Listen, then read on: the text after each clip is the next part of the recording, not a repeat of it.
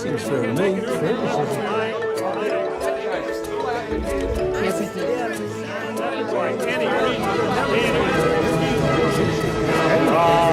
if you don't know what fair is, you can't make it. Unacceptable by any reason.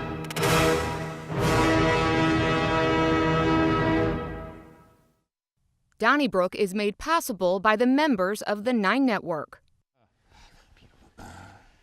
Hey, thanks for joining us for another edition of Donnybrook. Great to have you with us. And thank you so much to our friends at the Gatesworth for making this program possible, as you do week in and week out. Happy 30th anniversary to our friends at the Gatesworth.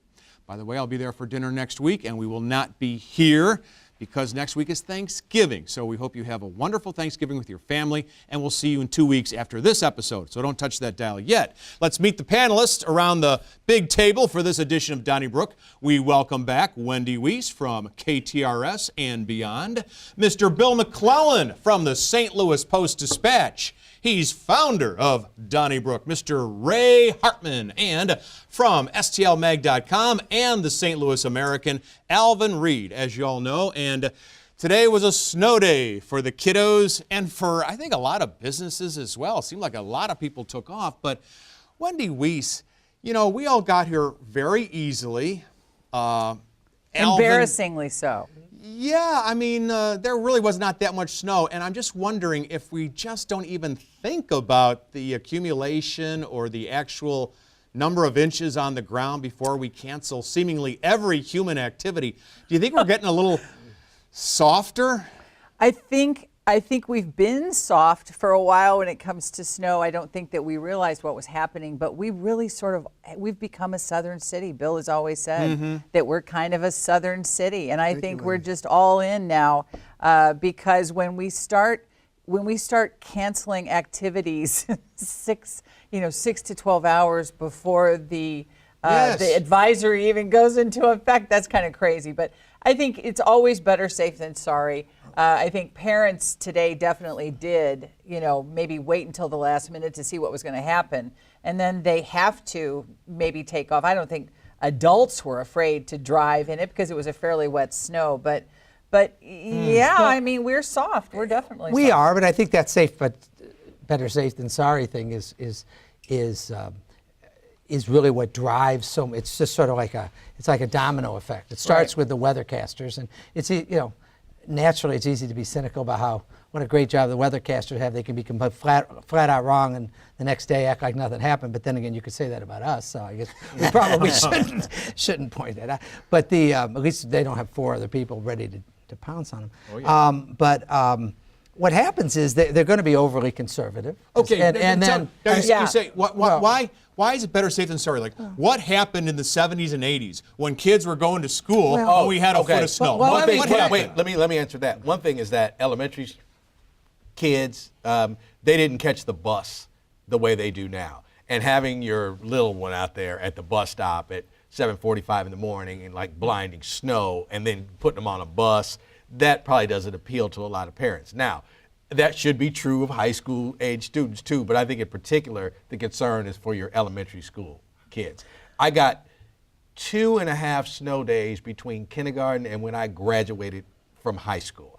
I don't know, so I think the bus factor is what the difference is. Well, that's an argument for neighborhood schools. Yeah, really. I mean, when kids can walk to school, then you don't have as many snow days. And my big problem with snow days is they have to build in the schedule for snow days, and now kids start school before Labor Day. Yeah, but I like the old days, when August was a month off for kids. Right, right. Yeah. I do think that you have to have some understanding that if you're a school superintendent, if you're a school official, the cost-benefit analysis of that one school bus sliding off the road in your district. Did that happen? Well, it can, and I think. But don't you think really what's happening, Ray, is that back in the day when Wendy and Bill and Bob Hardy were giving the school closings and the weather, they weren't like selling it like the broadcasters do now. They're like hyping it, and they keep talking about in advance how much snow is coming, and they act like Carmageddon's on our way. And I think that there was a time when the reporters were more measured and reasonable. But you know what, though? I don't think that it's really the media's fault. The school. Really? I don't. No, I don't either. I mean, I do think the media hype. I mean, Sure, they hype certainly weather. there's the hype. But when I opened my computer this morning, my phone, and I saw on the Twitter feed, there were so many accidents being reported. I don't know, I'm sure that people who did try to go to work were very, very delayed. and again, look, you can make the case that nobody gets paid off very well for being too subtle and understated in the media. But what are we saying that for? I mean, but I mean, really, I don't think we overhype things, do we? Well, I mean, the point being, we don't sit around and just that's true. quietly say what we want to say. And I think that what happens is they are so starved for ratings that they do tend to have to be more dramatic today than they once were, and that's just a perhaps. function of I the don't media. know about that. Yeah. No, Okay, all right, let's move on. calm about okay, this. okay. Ray, I want to ask you about Major League Soccer. A couple of developments since I think we last talked about it. Number one, last Friday, there was an urgent request by Marlene Davis, who's a member of the Board of Aldermen, to expand the Port Authority in the city to cover the area that would include where the soccer stadium is. Most members of the Board of Aldermen probably didn't even know there was a Port Authority. And then when Marlene Davis was asked to explain it, according to published reports, she had some trouble explaining what the Port Authority is and why she needed to expand it. Okay, turns out it's going to be one of the 3 taxes that'll be used at the new soccer stadium to generate revenues for the owners. The CID tax, the TDD tax, and the Port Authority tax. All right, that's fine. There's another development too, and that is that the owners would like to not have to pay sales taxes, who does, but they don't want to have to pay it on construction materials. So how do you feel about the financials here? Well, when I first started, first of all, I do spend a lot of time like watching the ocean liners come into the port. So I personally really, I spend a lot of time at the port, and it's a bustling. Who knew the city had one?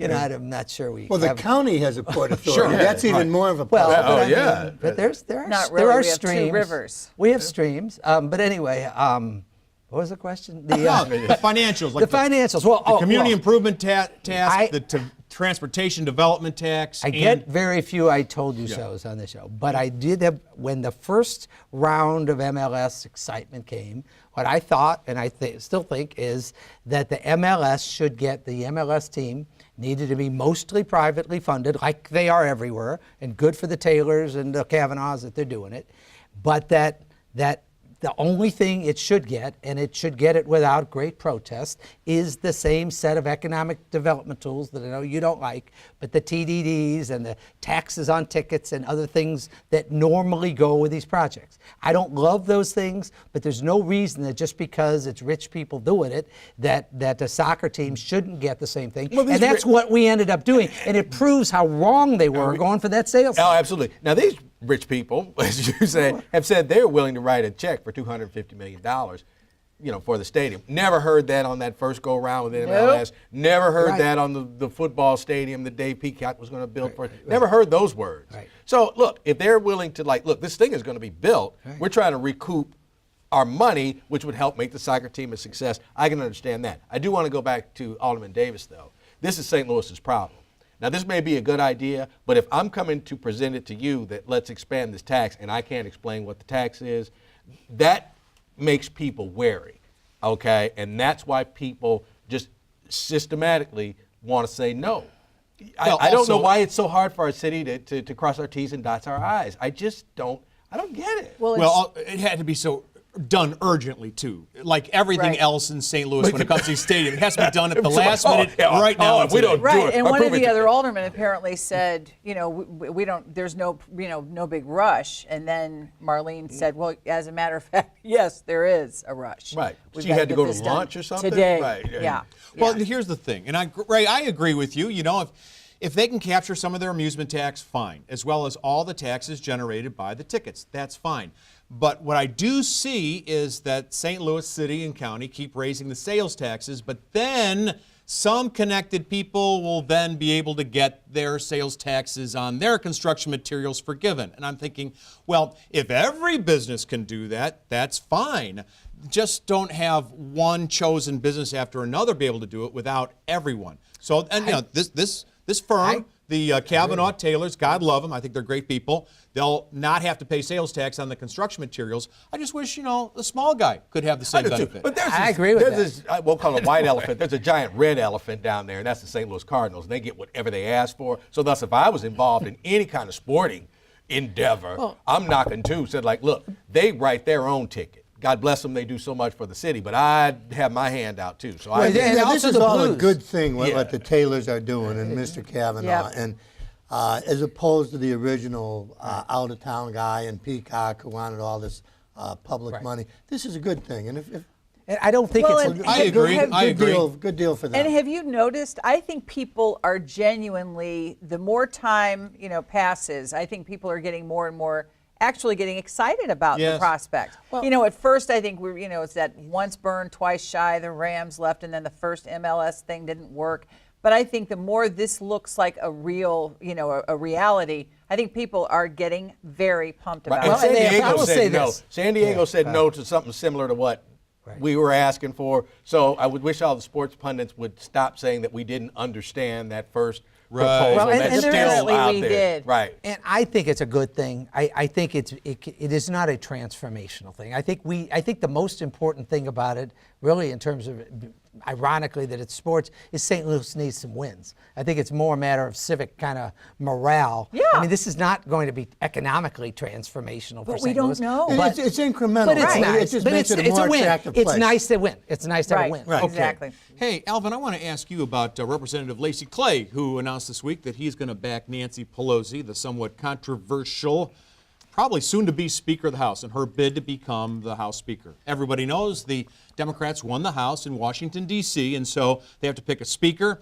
And Representative Clay said he's going to back Nancy Pelosi, even though she may not be the most popular Democrat in the country. What do you think about that? Well, I think if you went to the Republicans who are now in the minority and they said like, hey, you pick the Democratic Speaker of the House, they'd say like Nancy Pelosi, because that'll whip everybody into a frenzy and carry us on into 2020. And for all of the money she raises and for all the power that I guess she helps distribute, when a manager gets thrown out of the game for arguing with the umpire, he's still managing the team down there like about 10 feet away. She could still be in charge. I just think you need to find a fresh face with maybe some fresh ideas and just present that to the country. I think this tired stuff is what, did Democrats in 2 years ago. And How old was Strom Thurmond when was he like wasn't he closing in on 100? I mean, some of these lawmakers have had careers like up into the grave, and many of them lived into their 90s. What was it, Sam Ervin from the Watergate hearings? And I think that Marcia Fudge from Ohio, she has been really vocal about Nancy Pelosi and how, she's been a fantastic speaker. She's done a great job for the Democrats, but it's time to have new leadership. And she's even saying that, she sees some of the racial undertones that are present in the nation actually in the Democratic caucus on the Hill. And so she wants to. That makes Clay Why look can't really. Lacey Clay put his name in the hat to be Speaker of the House? Well, Exactly. because I think it's a generational thing. I really think they need young people. And, to see Dianne Feinstein to hold on in California, at some point you have to step down and just be a trusted advisor and let the younger people run things. Well, I agree with that the best result for the Democrats would have been for Nancy Pelosi, who's got like 80% approval rating among Democrats, but is a really tarnished brand. And I think the result it's a bad result for the Democrats to have Nancy Pelosi. I don't think you can really criticize Lacey Clay on this one in the sense that I disagree with Alvin in terms of the manager analogy. The House Speaker is a key person, and the two areas that Nancy Pelosi really excelled in is managing legislation, which is a major skill set, and she had a lot to do with Obamacare getting through, and which was a good thing for the country, and she raised a lot of money. And those are not things, those are important things, and it puts the Lacey Clays in a tough spot because she really did a good job for them. But you're absolutely right. The outcome for Democrats of not having a fresh face Well, is not good. I'm kind of concerned when you guys start saying, oh, because the person's older should move on. I didn't say that. I think the Democrats need to look to the next I don't think generation. it's about age. I don't And think it's about age. I'm thinking, in Pelosi's case, I don't think it's the age. First of all, I think you should, if you're competent, you should be able to hold the job regardless of your age. I think she expresses herself well. I think she looks sharp. So I don't think age is the issue. I think she just is somewhat grating and polarizing. Maybe her fault, maybe somebody else's. But you got to give Clay some credit for loyalty, which is something we always say we rare. like. And Yeah. here's a guy actually showing it, I think he should be applauded for But that. there's been so much of a conversation, if you're watching from the sidelines within the Democratic Party, about the progressives and then the old guard. And if you're preparing, as we believe the political world is preparing already for 2020 and the generals, I think that you have to be more progressive or aggressively progressive. both Now, sides hang have on. this. Let's move on, Both- Ray, okay. because time is limited, and we want to get all these topics in. Now, speaking of Washington, D.C., Bill McClellan, I got a letter this week from the Regional Chamber, which is the group of St. Louis businesses, and they're taking a trip to Washington, D.C. to meet our legislative delegation in early December. And the letter said, please join us because we'll meet with all these senators and congressmen, and we're going to discuss critical issues like, and the first issue named was Hyperloop, which of course is that way of traveling to Kansas City on a magnetic field at 750 miles per hour in a pod. Okay, it's a $9 billion project. Crime didn't happen to be mentioned at all in the letter. So what'd you think? I mean, our business leaders are going to Washington to take on topics Well, like... I like the whole thing. I like the fact that there were a lot of receptions and hospitality suite time. And the Hyperloop thing is such a perfect St. Louis story. It's kind of like we're looking at it like the mouse looking at the cheese. We could be the first in the country to do this, but on the other hand, we could be fools. And there we are, against our better judgment, reaching for it, reaching for this idea that we're going to get in little modules and we don't worry about snow days because we'll just send the kids to Miami. Yeah, I mean, For the day. I like the idea of being first in things, and I thought we should have legalized pot 20 years ago. But I think we ought to let somebody else be first on these modules that you climb into and go get to Kansas City in a few minutes. I'm scared of that. And look, you're going, and that's, you had to put something spicy on there, I guess, and that's Hyperloop. But I'm with you on that. I mean, your first stop should have been Congress and said, like, what's up with this gambling? We want a piece of that. Okay, I know y'all think I'm crazy, but that, you need your senators to be behind that. You need your House people to be behind that. That's one thing that should be discussed. How do we raise revenue in the state of Missouri? Being one that for 2 years worked for RCGA, and I don't know if they took this trip before those days, but I think they began at that time. Not a lot gets accomplished. I'm sorry, but it's like a political convention. yes, isn't it? right. Yeah. And I don't think a lot will come out of it. I'm glad Bill likes this because I'm looking for a roommate because it cut the hotel cost on, right. on this thing. And I actually I didn't mean to cut you off. I think the Hyperloop is probably not going to be happening here. One of the interesting things about it is, I like the idea of high-speed stuff. I really wished we had been able to, whether you actually call it the bullet train or just a high-speed train, when they were talking about high-speed, I think there is going to be one between Chicago and St. Louis at some point, but that the idea, for example, connecting the Champaign and Columbia campuses with high-speed rail, I thought made sense. Sure, you don't want to completely rule it out. The real question I have is how much traffic, how much demand do we have to move how many people from St. Louis to Kansas City in like 12 minutes? I mean, I don't know. 28. And the other question is, Okay. there's 28 people in a pod, right? I mean, so what are the tickets going to cost? About $7,000 to get No, it won't from be here that. to. Right. But I was on the American Society of Mechanical Engineers website, and they're saying that they were running through exactly how this is going to work, and they don't seem to be completely, poo-pooing the idea at this point. They say it's definitely going to happen. I think what makes me nervous is Elon Musk and his involvement, because he is out there. Well, Popular Mechanics, they're covered last week, said in defense of Elon Musk, and it was a good article. It was nerd time between me and Wendy Popular today. Mechanics. But We know really, how to I got live, news don't for we, you. Alvin? We'll have 2 Hyperloops before that X rocket idea that was around Well, here. we in the backed that mid-nineties. too. That's We what I backed- mean. Yeah. Don't That's what I forget, meant. we There's backed gotta that. We be- had the RCJ had a Swami who was advising it at one point. and- Well, and man. Wendy Yeah. Wiese is the only person I know who has the American Society of Mechanical McClellan Engineers bookmarked on Yeah, her exactly. computer. And I Okay, was popular all right, moving mechanic. on. Empty nest, Bill man. McClellan, I want to Empty also ask nest. you a couple of topics. Number one, Amazon decided it's going to go to Queens and Crystal City, so it'll go to New York City and Nova, Northern Virginia. Maybe they played us all like a Stradivarius, perhaps. I think so. Then Costco had its first reading in front of the University City Council this week. You know, they're talking about redeveloping property at Olive and 170, taking some property by eminent domain if necessary, and putting in a big box retailer it's a $160 million project, $70 million, 70 will come publicly subsidized. How do you feel about that? I think it's very short-sighted. I mean, as far as Amazon, I don't know anything about that. When they said Crystal City, I thought it was Bill Bradley's hometown. I thought that's wonderful, rural Missouri. But as far as the Costco and University City, you know, it's short-sighted. Big boxes are getting killed all over by Amazon. I mean, you don't bet the future on a big box store now. And that little stretch of Olive Road has all of these Chinese restaurants, family restaurants like the Royal Barbecue, which I think is the best Chinese restaurant around. And the idea that that's going to get knocked Well, out. it isn't though. It isn't gonna No, be knocked- I've heard it isn't, and I. Okay. we- Well, and- that area along Olive has all of these old Right. About 2 restaurants. dozen will.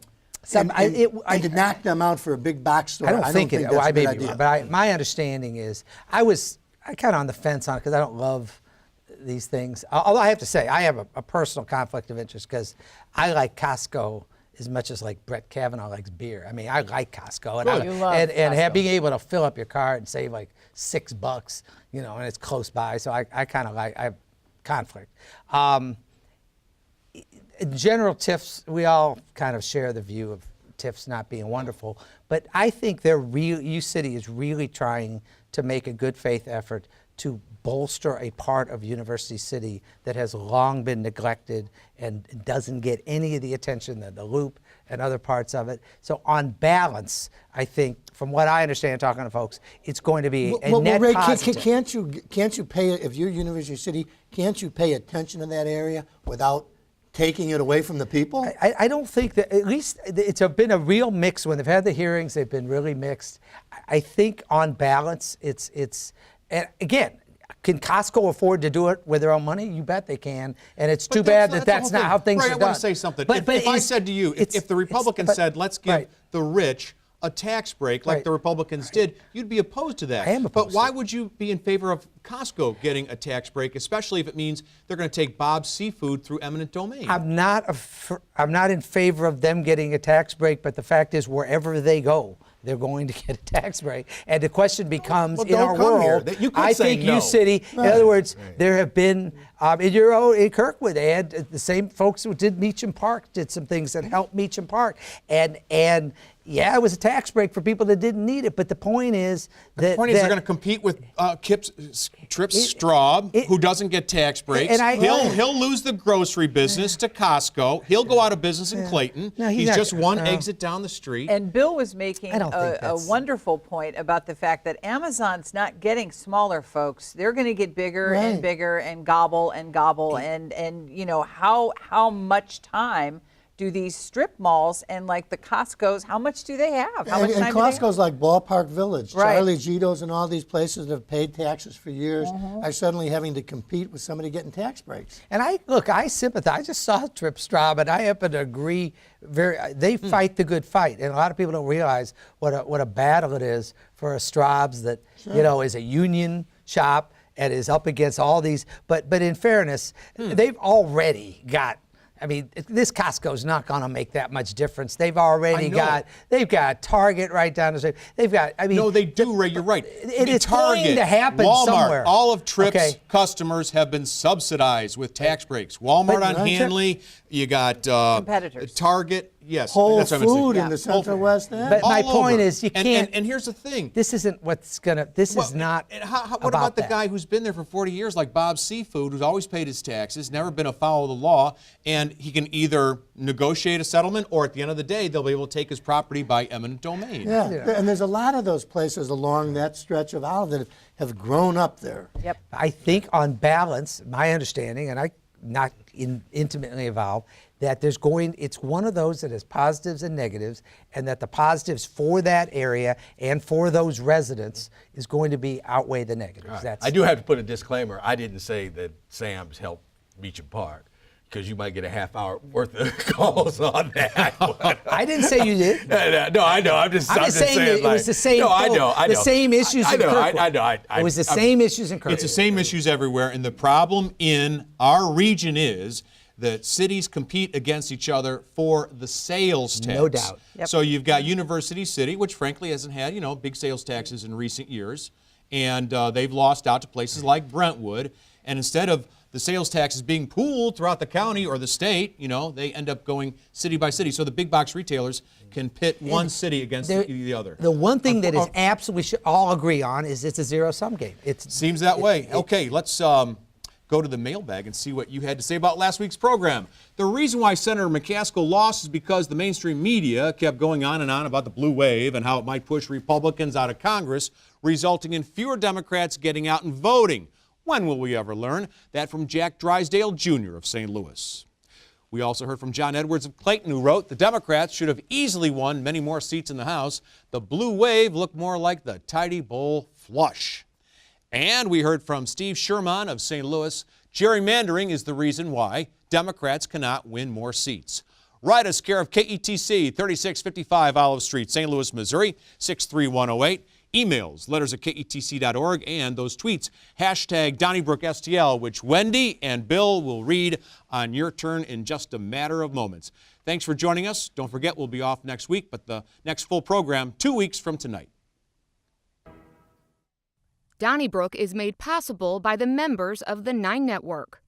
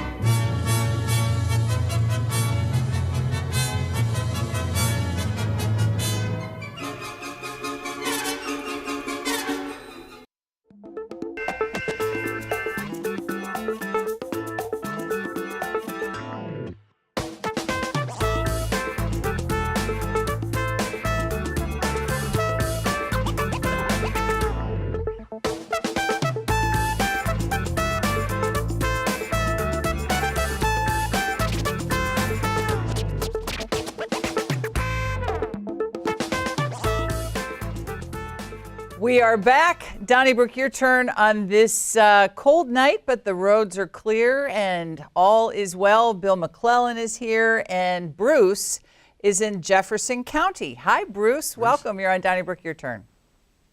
Well, thanks for taking my call. I'm a first-time caller. Oh, I'm intrigued by the idea of the Hyperloop, and I was wondering if we can get Joe Edwards and all of the brilliant minds behind the trolley to work on the same idea and see if we can't come up with the same kind of results they did in University City.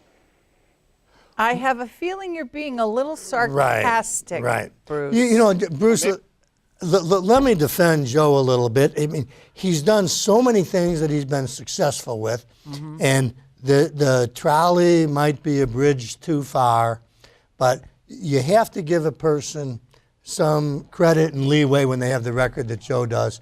And I'd rather be on the trolley, maybe clipping a mirror of a car, than on the Hyperloop going 230 miles an hour in a little capsule. But hey, thank you for the call, Bruce, and that's pretty clever. Thanks, Bruce. And I think it's actually 800 miles an hour. 800 miles an hour. 800 miles Well, an hour. I wouldn't get on in the 230 one. I thought it was 800. According to my website, the American Society of Mechanical Engineers. Well, I stand corrected then. Where are we going now? We're going to Elise from House Springs. Hi, Elise. Hi. The reason why I'm calling is about your Costco Yes. segment. Yes. And the state has given so much money to Walmart and Sam's Clubs, and they're non-union. They don't pay their workers a fair wage, but Costco does. And they also give them good benefits.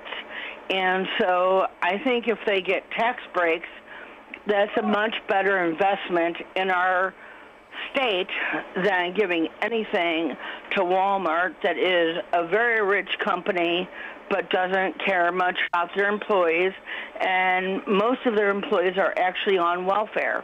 That's all I have to say. I thank you. I love your program. I watch you every week, and I would like to hear your comments. Thank you. Bye-bye. Thank you. Well, briefly, that's good for Costco. I didn't know anything about Costco really, and it's good to hear that they treat their employees well. I'll remember that. Thank you very much for that. Certainly alarming to hear that that so many Walmart employees have to receive assistance, and they're not making enough money to live. So thank you, Elise, for the phone call and for bringing those things to our attention. Let's go to Mike, your friend from Leslie. Hey, Mike. Bill, hi, Mike. How you doing? Hi, and Wendy, I hope I'm your friend, too. You're my friend, of course you are. Oh, good. That's good. First, let's talk about one of the letters you had really quick about the tidy bowl flush. I think that person wrote the letter early, because now it is definitely a wave, a big blue one. 36 for sure, and more coming probably. Now let's talk about the House of Representatives and the future former leader, Mrs. Pelosi. She's a very, very smart woman. It's proven by some of her activities so far to get us what we got, health care for a lot more individuals than we used to have in America.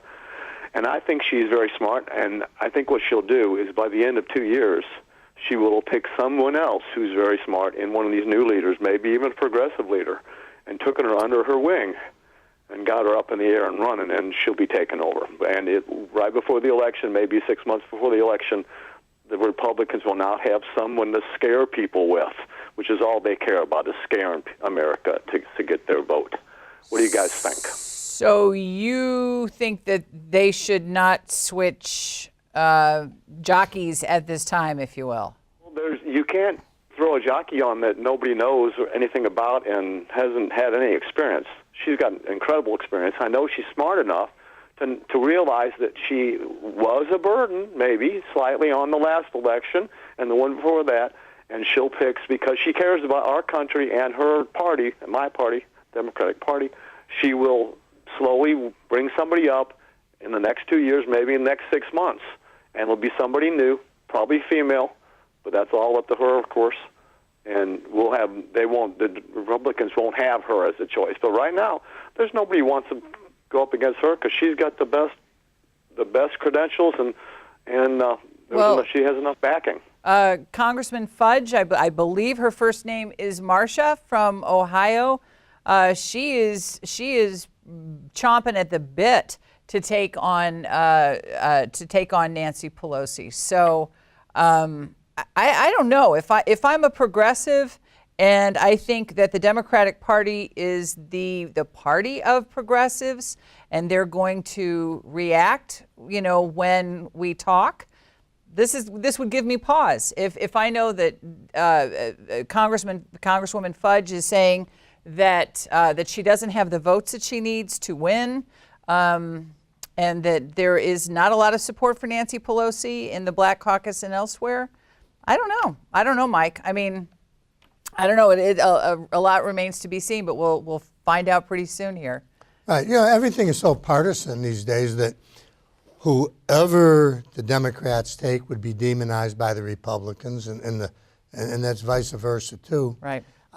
I personally would like to see new people there, but Mike, I hope you're right, and that Nancy Pelosi gives up the reins of power sooner rather than later. But Mike, thank you very much for the call. Always good to hear from you. Thanks, Mike. Sure. Bill from Rock Hill.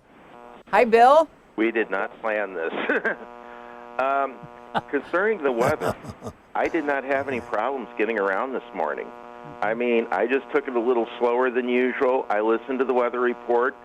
I managed to get from my home in Rock Hill over to Wiese City to the Loop with no trouble at all. I did not go to work today, though. I took the day off because today, and I'm going to shoot a big hole in some people's balloons, Joe Edwards dedicated Loop Trolley today over at the Delmar Hall. They did have to move it indoors because of the weather, but it is my understanding they will be running for the public starting tomorrow and this weekend. Glory, hallelujah. I was going to get.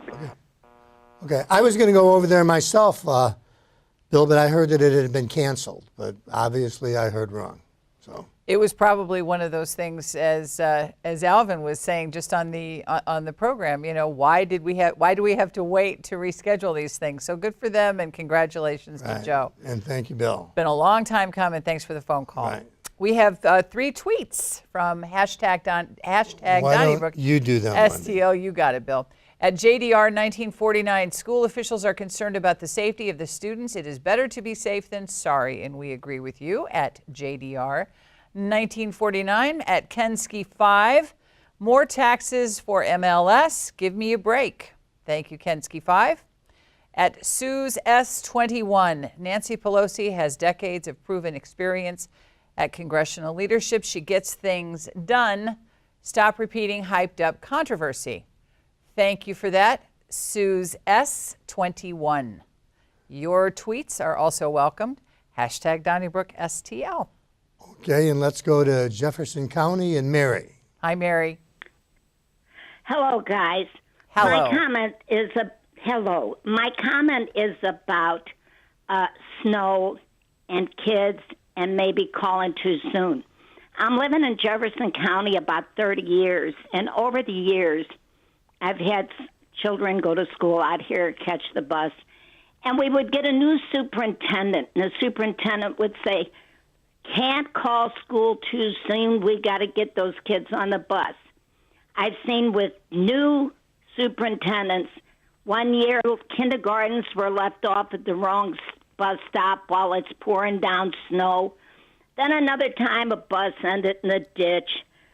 So they have finally come to the conclusion you're better to call it and maybe have it melt too soon. And besides that, with children, students, teenagers in high school, it comes Christmas, Halloween, and a snow day. There's nothing like it. We agree. And that's absolutely. Snow days were the days when the kids stayed home, you made cookies, and you dried their clothes out 100 times from playing in the snow. And that's, yes. Yeah. Today, it's a lot bigger problem because parents, it takes 2 salaries to make ends meet, and they have a real problem figuring, where am I going to go with my child today? School's closed. So it's a lot more difficult than when I raised my children. It is difficult, Mary, and you bring back so many good memories because, you know, you remember layering and bundling your kids up so tightly that they couldn't even put their arms down. Remember? I mean, they were so, I would think that our kids could get hit almost by a car driving by and they would not be hurt. They were so layered on these snow days. So you're right. It is, I think it's very difficult for young couples today trying to make accommodations on short notice, but we're awfully glad you called. Yeah, that was a great call, Mary. Thanks, Thank you. Mary. Right. Let's go to Rick from Brentwood. Hi, Rick. Hello, thank you. I'm a longtime watcher. Thank you. I'm a little miffed and ticked off with all the taxes that these municipalities are layering on.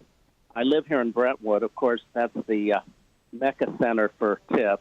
Sure. And I've been buying and rehabbing a house and buying supplies at the Home Depot. and let's name it as we call it or see it. Home Depot has a tax. The Home Depot has been there for many years and has a higher tax than both the Lowe's and the Menards across the street, which surprises me because they're newer and they would have applied for a more recent TIF, I would have expected, and yet Brentwood is almost 2% higher than their neighbors across the street. Then if you compare the Brentwood Home Depot to the South County at Lindbergh Home Depot, there's actually a 3% difference in the tax. Now, I called Lowe's, Home Depot, and Menards corporate, and I said, why does my sales receipt not show the specific tax rate?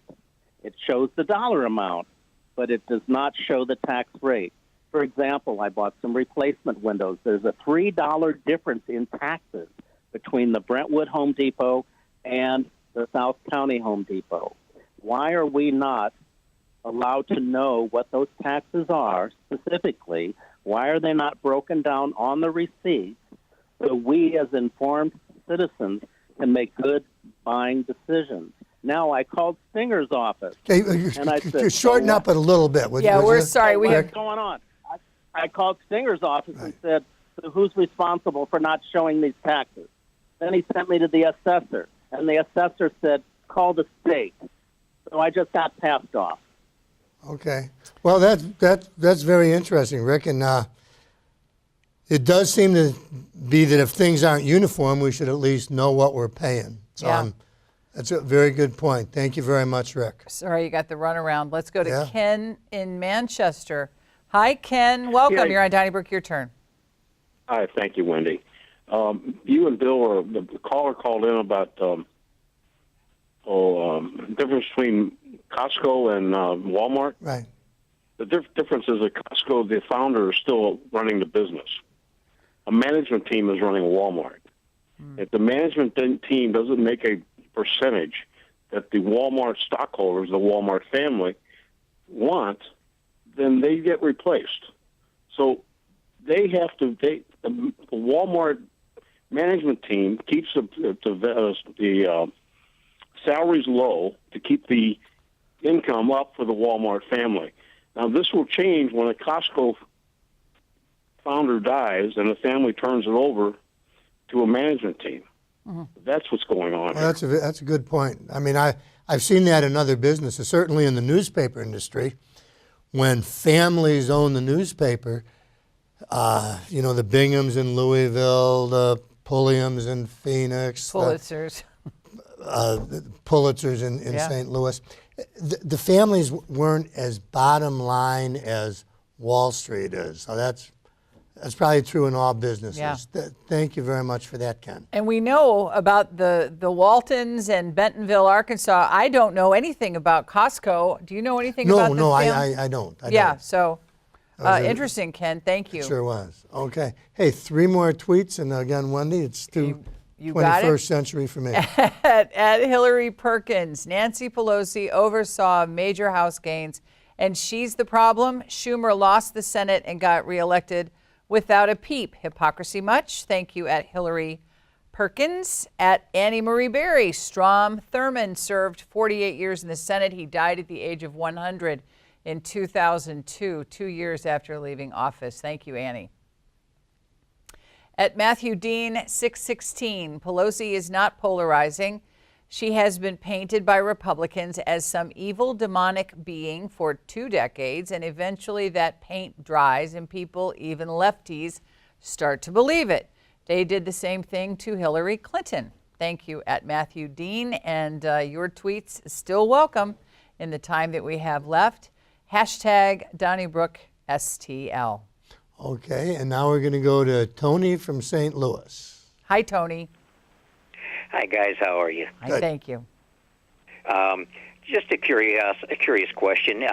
It's ridiculous to spend $9 million for the Hyperloop to go to Kansas City and save drivers time and gas to get there, but it's okay to spend $51 million for the Tunerville trolley that only goes 2.5 miles, been building for years and never opens. What's your opinion? Well, I think your figures are wrong. Did you say $9 million for the Hyperloop? It's billion. That's Yeah, what they yeah. said? Yeah, it's Yeah, billion. it's a lot more than that. Billion. I mean, this is. Okay, well, $9 million earlier on the show tonight. Oh, well, I think that was wrong. I think the Hyperloop It's definitely would billion. be very, very expensive. And that's not defending the trolley, which is meant to be kind of a throwback to the old days and a touristy thing, where the Hyperloop is supposed to be into the future. And but at any rate, There's got to be some, common ground, some middle ground between, as you said, Bill, the high speed and the Hyperloop. I'd be comfortable finding whatever that middle ground is. You'd still shave a lot of time off of any trip to Kansas City or the West Coast or the East Coast. But I think the Hyperloop traveling at 700 or 800 miles an hour just makes people a little nervous when you're in a pod with 27 other people. well, and I'm the sort of person, I probably would have ridiculed the Wright brothers. Yeah. But a high-speed train doesn't scare me as much as getting in a module, which I'm not sure exactly what that is, and whipping to Kansas City in, what did Charlie say, 28 minutes? 28 minutes. It just sounds too futuristic for me. Yeah.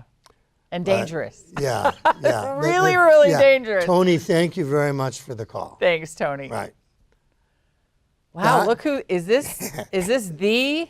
Yes, this is Anna of Afton. Yes, Where it have is. you been? Have you been in the witness protection program? I haven't heard from you for a long time. It's hard to get through to this program. Well, welcome back. Thank you. I just want to say, I really called to talk about Pelosi, but I'd like to take a vote. Would people rather go on a high-speed train to Chicago or on this loop thing to Kansas City? What do you think will win? I think I know, but let me talk about Pelosi. Okay. Two things. 41% of voters said the most important issue is health care, and Obamacare has been going up in popularity since 2010. It now has a 54% approval rating. The idea that Pelosi shouldn't be Speaker when she was one of the most important people in passing it and has the clout to improve it, that's ridiculous. And the Republicans have been spending millions in negative ads on her for years, but she's smarter than them and smarter and tougher. But and Donna, she'll get things done. But Donna, you need to talk to your own people. They're the ones who are tilting at windmills when it comes to Nancy Pelosi, the Democrats. Hopefully they're listening. Hello. Have a good evening. Bye. Okay, Thanks, Donna. bye, Donna. Thank you very much. Thank you. Now we're going to go to Eileen from Fenton. Hi, Eileen. Hi.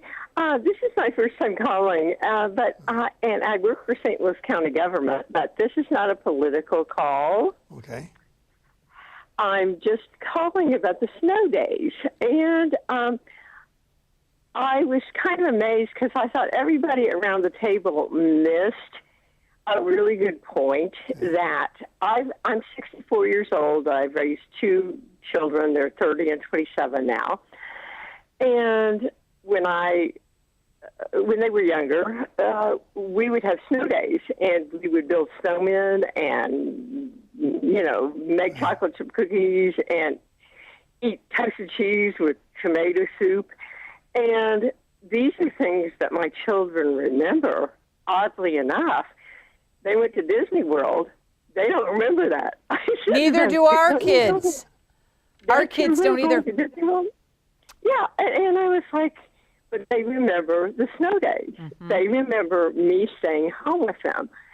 And that was kind of special. So I just think you guys kind of all missed a big point. You were pointing at the media, and I get that, and it's all hype and blah, blah, blah, and we all get excited in St. Louis about 2 inches of snow. We get excited. But anyway, that was just my point. Well, it's kind of great point. Great point, and Eileen. Eileen, it's really not that unusual that one of us or all of us would miss a point like that. So we're glad that you called. And that's an excellent one. All the kids who go sledding on And snow they days. remember. Sure they do. Because you can't count on snow coming on a Saturday. No. So, Eileen, thank you for that. Thanks, Eileen. Very astute. Hey, your stomping grounds. Jim from Greenville. I like Greenville. Hi, Jim. Hi there. Well, I was just wanting to make a comment on Costco. I drive once a month down there to load up on supplies. That's about 140 miles, a little over 140 miles round trip for me. The reason why I do it is because I had one free trip through Costco, and I talked to some of the employees down there, and I said, hey, I'm not going to squeal on you. I just want to know if what I hear is the truth. And they said, yes, it is, that they get paid well and whatever. Now, here's the thing.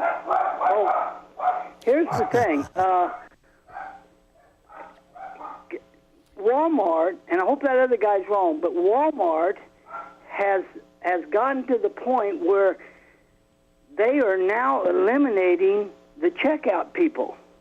They want you to go through, buy your groceries, and check out yourself. Mm-hmm. Well, that ticked my wife off, and she let them know at the service desk, and I don't know why she talked to the lady, the greeter, but she told the greeter, she says, we're not coming back if this keeps happening. So now we got to find out where to buy our produce. Costco has some really good produce. It's a little higher than Walmart, but Walmart produce is terrible. Here it is. So I guess it'll be Aldi's. Anyway, I just wanted to let you know that Costco is far superior to Walmart. I cannot stand Walmart anymore. Well, thank you for that, Jim. We appreciate it. And you're right, because it seems horribly inhumane to have these checkers training the people to self-scan and essentially put them out of work. I see it at Schnucks too. Yeah. Or the Schnucks I go to. Yeah, really sad. The Richmond Heights Schnucks. Hey, thank you very much for that call, Jim. 3 more tweets for you, Wendy. 3 more Wendy. tweets. Twitterverse is humming tonight.